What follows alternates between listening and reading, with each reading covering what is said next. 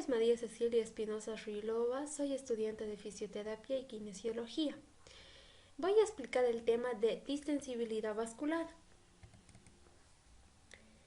Bueno, vamos a empezar con las arterias. Su distensibilidad va a permitir acomodarse a los impulsos pulsátiles del corazón y también amortiguar los cambios de presión, ya sean mínimos o máximos.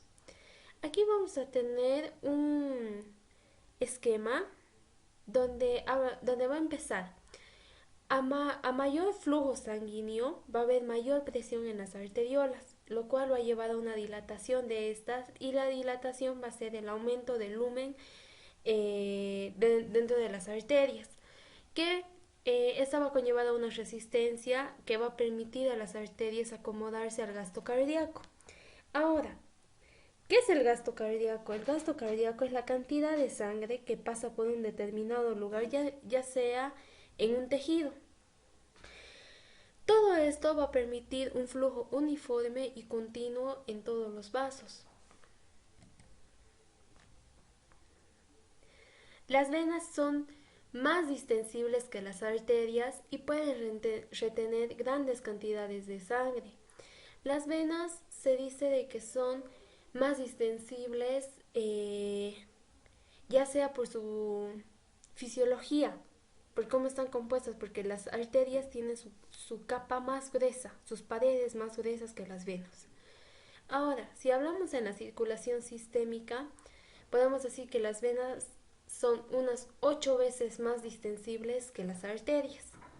Aquí cabe lo que estaba diciendo anteriormente. Y en la circulación pulmonar, las venas tienen una distensibilidad parecida a las venas de la circulación general. Ahora, en esta circulación pulmonar habla de que las arterias son más, fuera de esto de lo que acabo de tocar, se puede decir que las arterias son más distensibles en la circulación pulmonar que en la general. Ahora, ¿cómo se puede expresar? La distensibilidad vascular va a ser igual al aumento de volumen sobre el aumento de presión por el volumen inicial. Ahora aquí tenemos el término capacitancia vascular. La capacitancia vascular también puede ser llamada como adaptabilidad. Esta adaptabilidad o capacitancia vascular se refiere al mismo término, y aquí se le expresa que es el aumento de volumen sobre el aumento de presión. Ahora, ¿qué va a ser la capacitancia o también la adaptabilidad? Es como un concepto, va a ser la cantidad de sangre total que se va a poder enfocar o se va a poder retener en algún lugar de la circulación, que va a ser medido por milímetros de mercurio. Ahora aquí dice, a mayor capacitancia de un vaso, más fácilmente se distiende por la presión.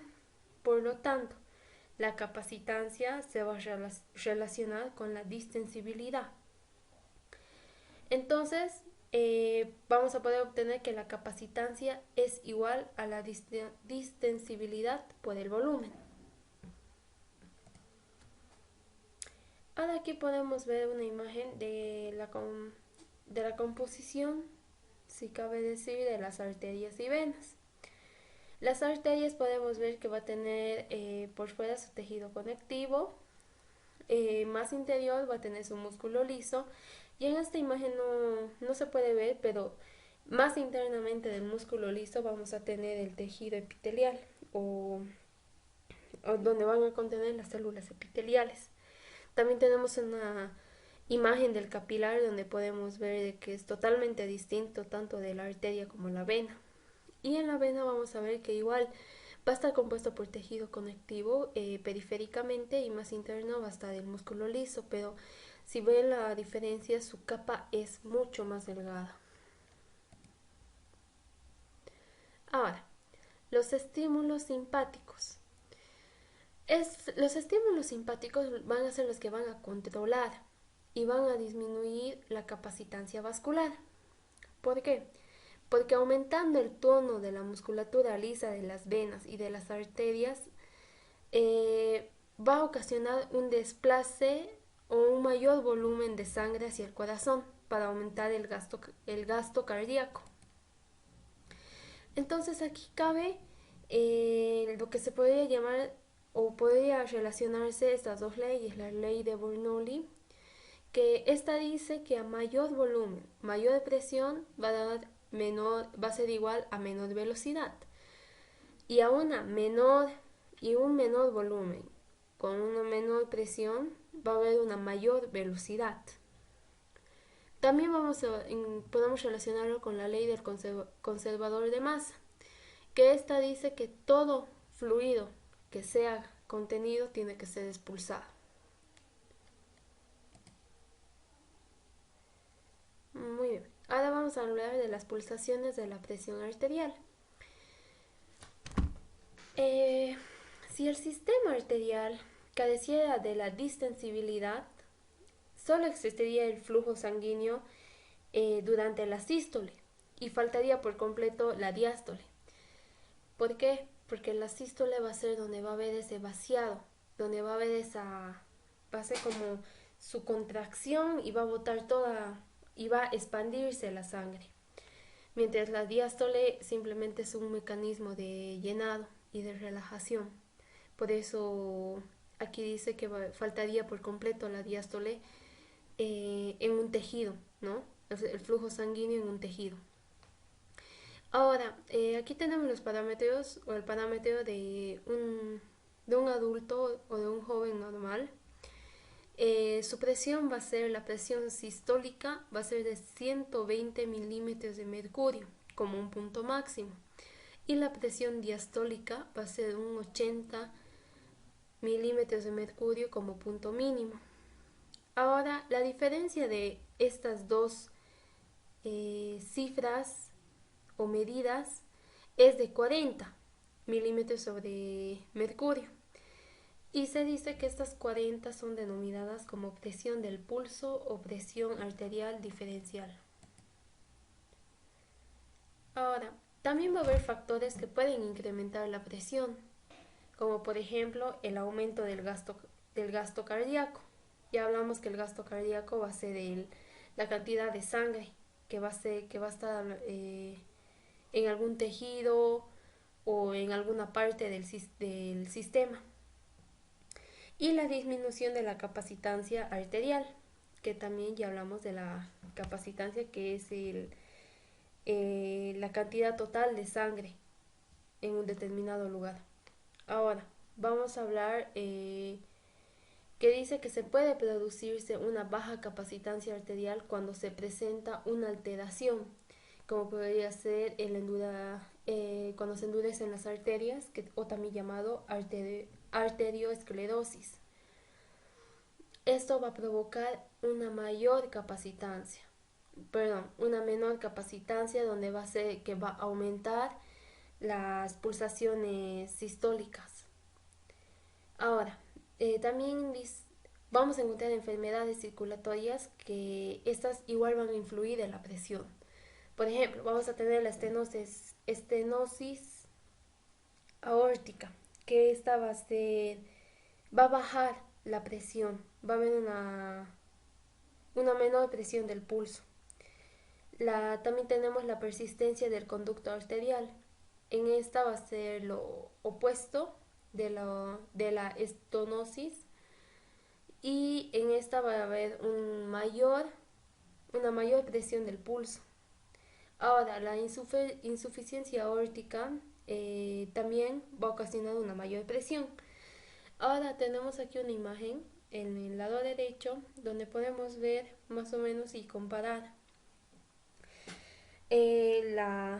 lo de la pulsación sistólica y diastólica. Podemos ver la normal, que está en 120, y en 80 como diastólica. Ahora vamos a tener al lado la arterioesclerosis, que esa, como hemos dicho, que va a ser una menor capacitancia. Va a ocasionar que haya una mayor presión en la sístoles. puede llegar hasta 160 milímetros de mercurio. Ahora vamos a tener la estenosis aórtica, la que mencioné que va a ser un menor volumen o una menor presión de pulso. Esta más o menos está llegando a su diastólica, yo diría unos 100 milímetros de mercurio. Y también vamos a tener el conducto arterial, que aquí vamos a ver que hay una alteración tanto en la diástole como en la sístole. Y como último vamos a tener la insuficiencia aórtica, que también podemos ver en la gráfica que la diastólica llega casi hasta 0 milímetros de mercurio y sobrepasa los 120 milímetros de mercurio. Ahora vamos a hablar de las venas. Las venas son capaces de estrecharse y de ensancharse, por tanto pueden retener grandes cantidades de sangre que pueden volver a entrar a la circulación. También pueden impulsar la sangre hacia adelante al funcionar como una bomba venosa, que vamos a hablar más adelante, que va a ayudar a regular el gasto cardíaco.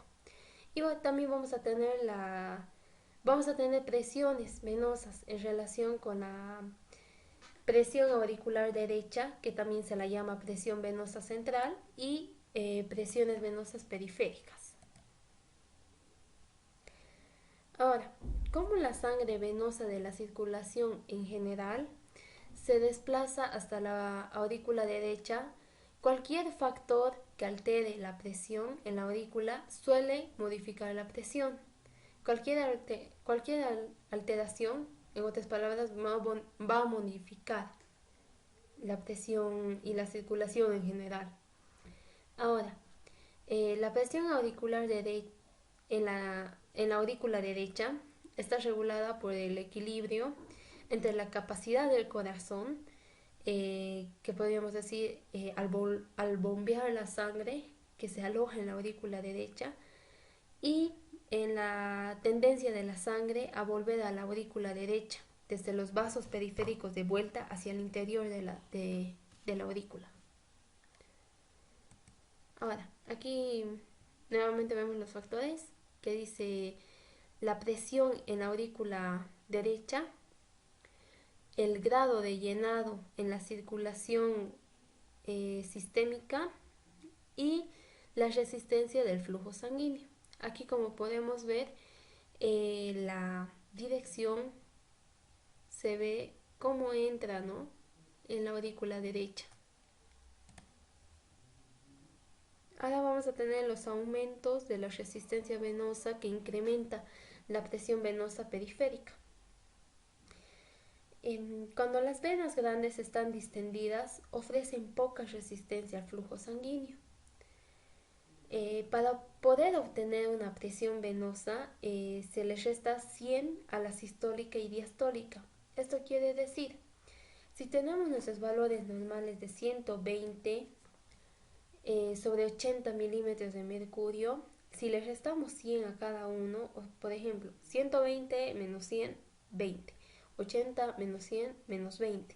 Entonces, en una persona que tenga los parámetros normales, va a tener su presión venosa de 20 sobre menos 20 milímetros de mercurio. Esa va a ser la presión venosa.